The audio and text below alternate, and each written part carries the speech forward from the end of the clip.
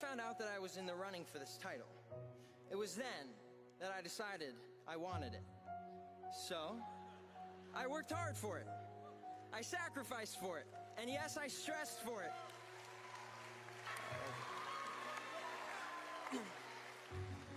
And I got it.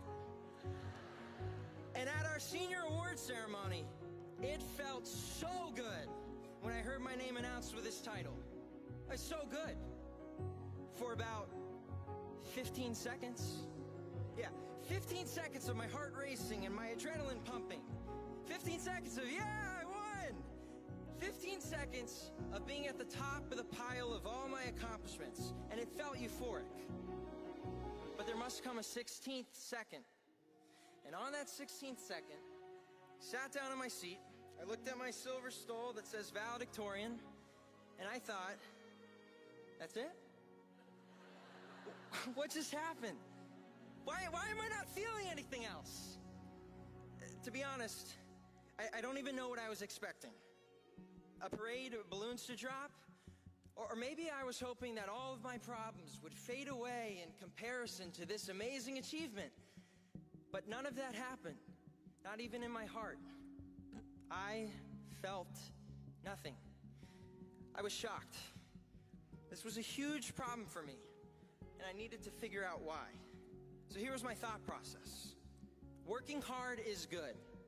It is in fact biblical, but it should not be done for the sole purpose of a goal's sake at the expense of relationship with others. And looking back on this year, I realized that the stress of this year for this goal and a 5-minute speech was paid for with the lack of attending to relationships in my life. A lesson learned and self-reflection accomplished. Now, I would like you, my fellow classmates, to do some self-reflecting. I would like you to take a moment to fill in a different thing that you strive for and you focused on. Something that you thought was the end-all, be-all. Perhaps it was sports, perhaps it was fine arts, academics, getting into a particular school, an unhealthy social life, social media, or video games. Friends, we are about to launch into life, and we haven't messed anything up yet. Now think, instead of academics taking your focus off your important relationships, it was your career you chose over your spouse. Instead of sports, it's money that you pursue at the detriment of your children. Instead of just the Instagram-worthy picture, it's striving to be famous at the expense of time with your friends because now you're too self-involved.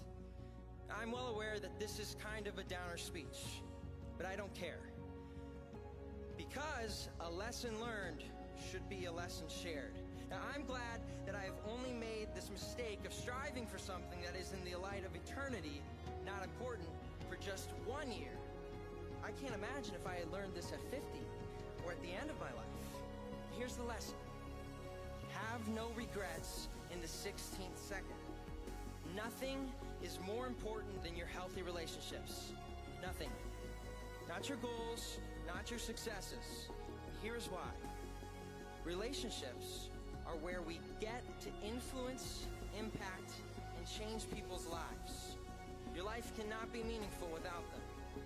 And we are put on this earth by our Creator, and we all have a purpose, to advance God's kingdom that all may be saved. And how we all go about that, that's what's different. It's different in what college we choose, who we marry, and what career we choose. It's different in the triumphs and tragedies that come upon us. But in all those things, new relationships are being formed. As you live your life on this earth, there is no greater good than you can do for a person than to love them so much that you point them to Jesus Christ. But first, He should be your first relationship that you cannot neglect. And I want you to know, I have been here at TKA for 14 years, and I love this school, and I love all of you, my classmates. And tonight, I am imploring you, if you have not begun that personal relationship with Jesus Christ, just do it. There is no better way to start something new and close a chapter of your life than with Him. If He is your Lord and Savior, then make sure you care for that relationship above all others. And after that, prioritize what is important in your life. And never, never lose focus of your important relationships. So be generous with your time and money, and a lot of relational issues will be resolved. And by the way, it's not too late to mend fractured relationships. Any friends you haven't spoken to in a while because of your pride, parents whom you disrespected, and teachers who you never thanked, just do it. Humble yourself. Start a conversation. Have no regrets in the 16th second. In conclusion, this has been one of the hundreds of life lessons I have learned at the King's Academy, and that has been more valuable than academics. So thank you to all who have taken the time to teach each of us our lessons. And once again, thank you to our parents who have been the main source of our lesson learning. We did it. You and us. And we love you for your sacrifice to put us at King's and for putting up with our attitudes along the way. Thank you for sticking with us. When we receive our diploma tonight, just know we all have earned it.